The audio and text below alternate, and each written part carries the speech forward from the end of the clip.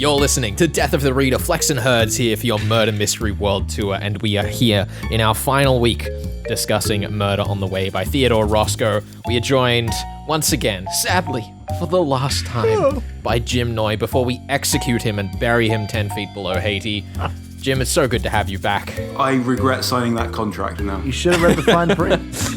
You should have. It's all about the subtext. Is it? But maybe not in this book. I was going to say, the subtext is thrown out the window. I mean, can we just get it? What happened at the end of this book? We became the kings and queens of zombies. And then we had a heart attack at the end? I have a few questions about that. I'm still a little confused, truth be told. No. But essentially, we head down into the tunnels, dug below Haiti, where it seems that Eli Proudfoot had been smuggling his rum and hiding his corpse. Yep. Then go on an expedition to dig up Eli's body to prove that he is still there. And good news is, we were wrong, Jim. His body is still in the coffin. The whole time. But then it gets up out of the coffin and continues an armed uprising. That's so ridiculous. Can we... And then our protagonist dies and we go to heaven, but heaven is the house. And then the Queen of Zombies resurrects him to become her unholy husband. And then she commands Eli to be dead again, it was the most bizarre moment. Like, I need to say, so many crazy, insane things happen in this story. The most surprising thing was that we didn't even get to, shoot the zombie or stake the zombie or, expose him as a fraud. The man just died of a heart attack because he's an old man. What happened? It's madness. I'm not entirely sure how many people you think you've killed only to discover that they're still alive again. But speaking from experience, it's quite a shocking thing when it happens. You know, I think he obviously has this wonderful plan. Mm-hmm. I got to be honest, I love that idea of the life-size painting making him think that he shot her in the eye. For some reason, when I was editing this first time, I was just like, that was the point at which I just started hooting with laughter. I was just like, yeah, of course. Yeah, I mean, it is an ending that I really think is millimeters away from going off an unrecoverable cliff. But the revealing of the painting at the end with 2 bullet holes through the eyes because Uncle Eli thought that he was shooting the actual Pete Dale was excellent. It was such a good flourish to round things out, and I absolutely loved it. The final line about, that question I asked you, Pete, you and I in a penthouse? Beautiful. Yeah. Pristine. The ending is perfect. I love the way that we use that painting to tie the unreality of the fakeness of the painting and the zombies and the murders to the real world. Just this man just needs to get his painting done. The fact that we're tying the solution to everything to just this one artist's desire to finish this stupid painting is perfect. I couldn't have ended it better. Yeah, and it's not often that the culprit falls for a bigger red herring than is ever thrown before us, which is kind of cute. It's great. It's incredibly cute. That's this novel in a nutshell. Cute skeletons. I know you just mentioned that those last couple of lines. I do there is a nice kind of grace and subtlety and sort of a sweetness about those last couple of lines. If you guys read Rim of the Pit by Hake Talbot, which is... an absolute classic of impossible crime insanity. It is, believe it or not, crazier than this by a factor of about 20 or 30. And that's mathematical. That's my kind of book, is what that is. It's a wildly insane book.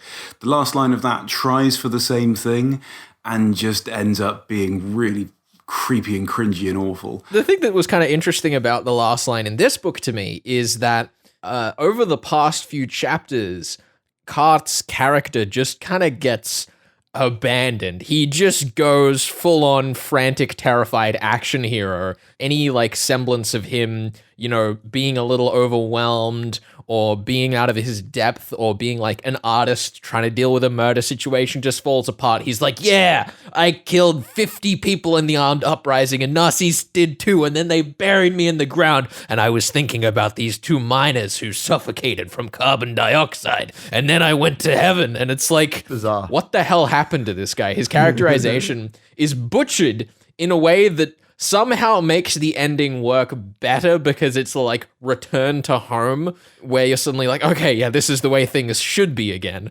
On the one hand, it's a bit of a weird part of the writing, but I think it actually lends itself really well to the way this novel wraps itself up. Yeah, I feel like what really makes it sing is the fact that Like you could almost view it. I mean, I can't speak to the novel that you mentioned, Jim, but the idea of it being like creepy and cringy and stuff. Like, I feel that if Pete had been less of a character, it might have felt that way. But because she's so active and like, I would say more of an action hero than Cart is, honestly, with the way she's running around, solving everything, figuring out the half a loaf of raisin bread, and then she is the one who ultimately, does away with Eli. Like, she's more of the detective to Cart's Watson by the end of it, which I really enjoy.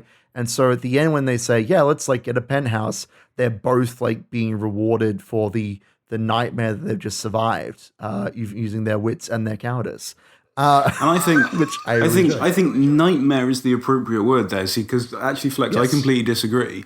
I think Cart is completely overwhelmed. I don't think he's going full action here. I think if you, for me, rereading those chapters now, there's this really delirious quality where he is so overwhelmed. He's running down that corridor with no idea what's going on. He's smashing into stuff. He's getting involved in fights. He's absolutely terrified. He's being dragged around up a hill, thrown into a grave. It's not an action hero. I think for me, the way I read it, for me, he is just so overwhelmed. It's just this preposterous kind of collage of just stuff is just happening and he has no idea what's going on. And it's Pete who drags him through it. It's Pete who actually gets him through and gets him out of the grave and kind of is the one to make sense of it. And Cart is very much there, just so battered and so beaten down. And Pete's the one, Herds is right here, I think. Pete's the one who has become very much the main detective character. And she effectively, has him by the collar and is dragging him down the corridor. He passes out 6 times in half an hour while she's trying to get him into the office and things like this. I can see how you'd read it in that way, but I think so we're very much on the same page, pun intended, about this. I think my point is more that it feels out of character like the first time through, and then once you've hit the ending, it reframes it. So having gone back through the second time, I completely agree with you. It's just that first initial shock where you're like, why are we in an action film all of a sudden? Let's be clear. Like, I definitely agree, like, the setting, the events are that of an action film, but, like, the exact second that Cart tries to be an action hero, his gun jams or isn't loaded again. He does it twice. Like, he does it with the He has rifle. a typewriter all of a sudden, I think. He does it with the rifle. He does it with the pistol. Like, he just can't seem to get it right. Every time he says, I'm going to be an action hero, I'm going to do it. And then he gets nothing. He gets blanks, and then Pete has to come save him. It's great. I mean, I think we're all on the same page there that, like, I mean, it's a pulpy story. That's part of the premise, right? Like, the story gets so ridiculously over the top that, like, we need a hero to get us out of the actual real uprising that is occurring on this island so that Uncle Eli can become king of the zombies, king of the island, rum king, as I put it to Flex. He becomes the king of rum, which is fantastic. I mean, I mentioned Rim of the Pit by Hake Talbot earlier. The first time I read that book, it was so wild and so over the top. I wasn't entirely sure if it had a rational explanation. And there is this final chapter where everything is laid clear. There's certain kind of little explanations along the way, but the final chapter gives shape to all of it. And I think there's that same sort of element when you reread it and you go, I love how wildly over the top this is. And then suddenly they kind of drop an explanation at you in the end and you go, oh, okay, yeah. And you don't reread it going, I don't know. Like, as much as I like that book, you don't reread it going, oh, look, there's this really subtle thing, and there's this really subtle thing, and there's this really subtle thing. It's just this balls to the wall, and then somebody tells you what happened. And I think, yeah, I would agree that this and that lacks slightly in that regard, in that you're not picking up too much on subtlety, largely because, as we discussed, in the first session, subtlety wasn't really big in the pulps. Well, yeah, the other thing that I think is kind of interesting on that front, and I don't necessarily know whether I'm wrong about this or what, but Herds, you seem to have come away, correct me if I'm wrong, interpreting that Pete is on the island to be the queen of zombies, which is a, like, narrative Theodore Roscoe level decision, I think is true, but I don't know if we ever really get that fleshed out further than just a vessel for Cart and Pete to be there. No, that's pretty much it. I think that's the only explanation we get. Yeah, I think in the same way, like, if she's not there, there's no book. Yeah. Because nobody survives everybody else, to tell you what the happened. contradiction, right? The contradiction that Theodore Roscoe has is that, like, he's written the plot around the rum thing and the killing of Brandon Shields, but he wants a protagonist who is not a villain and isn't going to, like, die. So it can't be someone involved in the rum. He could have written a situation where someone was, like, unwittingly involved in the rum, but I don't think that this pulpy novel would have necessarily been served by that extra plot beat, you know? I don't know that was necessary. No, like you could have easily made it make sense by having that rather than Cart chaperoning for Pete, it was Cart and Pete chaperoning for someone else in New York who was involved in the rum smuggling there. But then they wouldn't have been part of the wills. But in the end, they would still serve the same purpose in the story of just being there to be the protagonists, and that's kind of fine. It's a pulp novel. Exactly. That's the thing. Like we can argue and, well, we're not really arguing, but like we can try and explain it away as much as we want, but it doesn't really matter, which I know is complete heresy to say on a murder mystery show where everything is supposed to mean something. I mean, it could also be, we could impose upon it the interpretation of Eli Proudfoot trying to kill everybody who knew him well before he gets himself declared king of the zombies and emperor of Haiti, which is sort of his plan. Because that would be news. Even in 1935, that would probably make the papers. Yeah, right? sure. And there is a chance that Pete Dale may, in some way, he may see her as someone who's going to kind of scupper his plans. You're right, it's not gone into explicitly, but then there are bits of this book that don't make sense. At the start, I forgot to mention this early on, but at the start, I think it's the first chapter, we're told the locals at Haiti think that Eli Proudfoot has been killed by a zombie because he's been shot in the head and there's no gun in the room. And you go, well, that seems a bit of a leap to me. I don't read murder mystery stories and you go, oh, there's a corpse been discovered, it's been shot, and there's no gun. You don't immediately go, well, it's going to be a zombie in this. Like, logically, those two clauses do not link up. That said, it does nicely set up the superstition that underlies the rest of the novel, so it's not a contrivance without cause. No, right? no, of course. But it is a contrivance without kind of reason and logic and basicus and you know, common sense and things like this. But this is the nature of these kind of slightly gaudier, slightly kind of more broadly drawn stories, I think.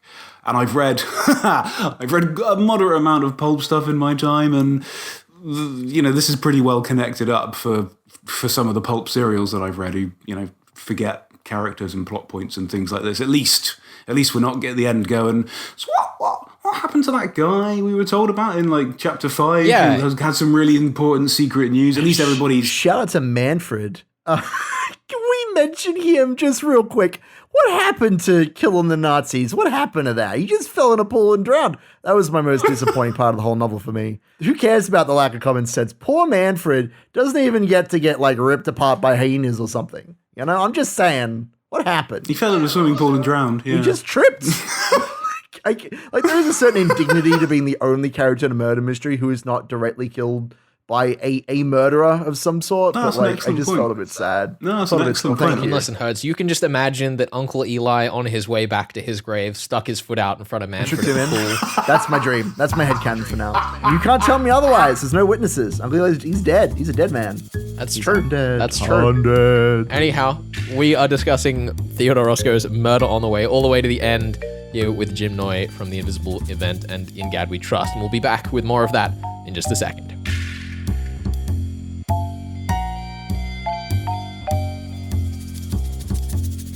You're listening to Death of the Reader. Flex and Hertz here for your Murder Mystery World Tour. We're here with professional podcaster Jim Noy from The Invisible Event and In Gad We Trust, discussing Theodore Roscoe's Murder on the Way. He's giggling to himself because we had a small moment off microphone there between segments. It was great. 10 out of 10 bit. But, I mean, listen, In Gad We Trust. It's a great show, and I suppose before we carry on with the murder mystery section, to cap all of this off, tell us a little bit about In Gad We Trust in The Invisible Event. I know In Gad We Trust is sadly wrapping up. It may even be gone by the time this episode airs, in which case I'm already sad. But what do you like to do with mystery fiction, and why have we got you on here, Jim? It's something which I take... Probably, I think I've said before, I take it a little bit too seriously. I just bloody love mystery fiction, and I would read quite a lot of other blogs, and every so often, you know, somebody would post something that I was really interested in, or a book that I'd read and had an opinion about, and I kept thinking, I really wish somebody would write a blog that was 100% of interest to me, all the stuff that I've read. And then I went, maybe I should write that blog. And then when, I can't remember what happened, something happened early in 2020 that meant that everybody was just sat around at home. People stopped going into work. It was just one of those weird things lost to history. Yeah, couldn't tell you. No, very odd. Can solve many mysteries, not that one. No. I mean, the thing is, it was such a flash in the pan thing as well. So I mean, obviously, we've all totally forgotten what it might have been. And so I just sent out an email to some people going, is there anything particularly nerdy that anybody wants to talk about? And I was kind of amazed by the response, and people were and did. And so In God We Trust, the podcast, was, I'll be perfectly honest, kind of started off as a way to give me something to do during lockdown, and then just grew into this thing where people kept getting in touch and saying, can I be really nerdy about this thing? And can I be really nerdy about this thing? And so that's what it was. And it's been huge fun. I'm not going to have the time to do it as regularly as I do, but I get so much fun out of it. And some of the discussions, some of the people I've had on, all of the people I've had on, with the exception of Brad Friedman, have been absolutely wonderful. A poor man. have been wonderful, and I love being able to have those conversations with people. Like I say, much the same way that it's been worth getting up at 5 o'clock in the morning for 3 days to do this with you guys. I so enjoy these sorts of conversations, because anytime I'm not doing my job, I'm probably thinking about mystery fiction. And to be fair, when I am doing my job, I'm probably thinking about mystery fiction. As we all often do. And I suppose this is the perfect opportunity to tell you that Brad Friedman will be joining us in a couple of weeks' time to talk about Agatha Christie's Halloween party. Poor for our Halloween Halloween special. You have no And listen, idea. don't shake your head at me, Mr. Jim Noy, as though you weren't the one that suggested it in the first place. Let us continue with Theodore Roscoe's Murder on the Way before we get too sidetracked by our sweet mystery and the wonderful human being that is Brad Friedman. He is a lovely man. He is a mate of mine for life, and I'm delighted to have met him. He's a superb human being. The question that we normally answer in this section of the show, Jim, is this mystery fair by the standards of this genre? Yes. And I mean, I want to go in here and just say right out the beginning, or rather ask right out the beginning, do we think that the rum tunnels in this story, satisfy Knox's rules on hidden rooms and passages? Hold on now. Are the rum tunnels not just one long hidden passage? Come on now. That seems fine to me. More or less. No, it is established there is a second hidden passage from the office up to the wardrobe on the second story. Oh yeah, fair. I mean, maybe. What if we break that wall down? Does that even matter? Look, who knows? You know what? You're right. That's two hidden That's passages. true, Hertz. If we were to break down the rooms between all walls, they would be, by extension, one room. Well observed. Let's break down all the walls in the Whether or not the mansion. house would still be standing is a different matter Well, if altogether. we break, but, if technically we it would break be true. the entire house out, if we demolish the house, which I think is actually what happens at the end of the book. If we demolish the house, then there's no rooms, no secret passages. We're set, done. I suppose that is a problem, isn't it? There are technically two secret passages. There is that one little one that goes from the office to the wherever it was, dining room or whatever, Which is shown to us, which is fair. which is shown, which is fine. And then there are also the rum tunnels. Although I would posit that the rum tunnels are more of a I don't know. It's less of a specific hidden passage and more of just the modus operandi of the villain. It feels almost strange to call it a hidden passage where it's so pervasive in the work. It's not like, aha, and in this one locked room, I use this hidden passage to get out of jail free. It's part of the entire story. It's constantly in use. Yeah, well, this is the moment that we didn't actually get in the show last week, but just after we finished, Jim, Herds, and I were discussing what we'd missed and what things would be dished out in points, which is what we're going to have to talk about at the end of this show. Indeed. And Herds and I just both lost our minds because we realized that we'd completely missed the reveal of the rum tunnels at the end of chapter 9. Because I thought he'd just busted into some manky room or whatever Wall or that something, just yeah. we hadn't been to yet, and maybe this is where the rum was stored. But no, it's just a tunnel going on the whole goddamn island. Now, I would suggest Knox's rule says, I would add that a secret passage should not be brought in at all unless the action takes place in the kind of house where such devices might be expected. So, if we're talking about rum smuggling and the way you two just completely lost your minds, you're just oh my God, there's rum. That was exactly what I sounded like for the There's a record. rum. It's a tunnel made of rum. That's what we said. There is a tunnel made of just solid rum. Delicious rum. That makes sense. The thing that makes no sense to me is all of the other like just corridors randomly around the house, from like Uncle Eli's office under the stairs up to the wardrobe in which Sir Wilberforce is shot. Why the hell is that there? They're definitely a lot more farcical, but also because we're introduced to them a lot earlier, they don't really get in the way of the mystery doing of the story. So whilst if we're going by the strictest measure of the rules, absolutely, damn them. Sure. Send sick Father Ronald Knox on Theodore Roscoe personally. The other one, which was the stupid friend of the detective, the Watson must not conceal any thoughts which pass through his mind, and his intelligence must be slightly, but very slightly below that of the average reader. I just wanted to say how much I loved getting to the end of this and going, oh, of course. Cart's the Watson. She has to keep saving Cart because she's the one who's really the one figuring it all out, right? It's great. It's the absolute classic detective trope of being like, oh no, my rich friend has been convicted for a crime they didn't commit. How will I save them? I'm here to save you, Cart.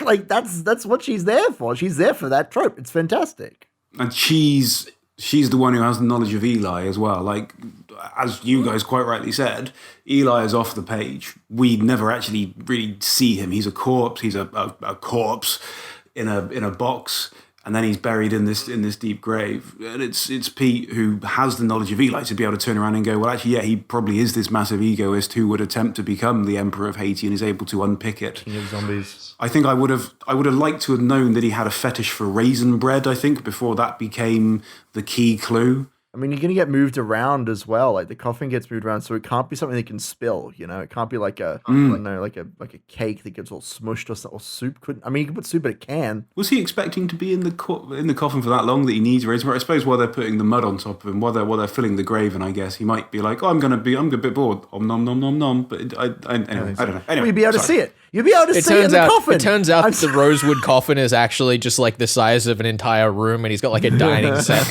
up in there. That's it.